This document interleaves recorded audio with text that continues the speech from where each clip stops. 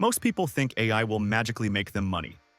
They watch a few videos, sign up for some tools, maybe generate some content, and when nothing happens, they assume AI doesn't work. But that's not the problem. The real reason most people fail with AI is because they start in the wrong place. They focus on tools instead of outcomes. AI is not a business. AI is not a shortcut. AI is not a product. AI is leverage.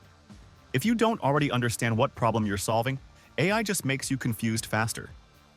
Most beginners start by asking, what AI tool should I use? Instead of asking, what problem do people already pay to solve? That's the first mistake. People don't pay for AI. They pay for saved time, saved money, or more attention. AI just happens to be the fastest way to deliver those results. Another mistake is trying to build something huge right away. A full brand, a complex system, a perfect website.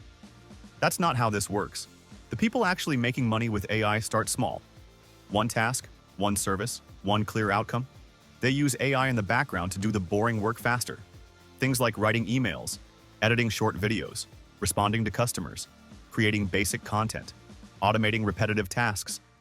None of this is exciting, but all of it pays. The next mistake is waiting until they feel ready.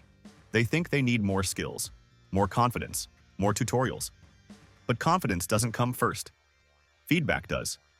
Your first client teaches you more than months of learning ever will. And finally, the biggest mistake of all, trying to go viral instead of trying to be useful. You don't need millions of views. You don't need an audience. You don't need to be an expert. You need one person with a problem you can solve faster using AI. That's it.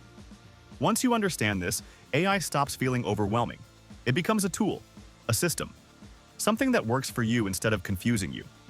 If you want me to break down beginner AI systems step by step, including what to offer, how to find clients, and how to automate the work, let me know in the comments.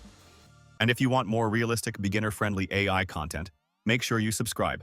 I'll see you in the next video.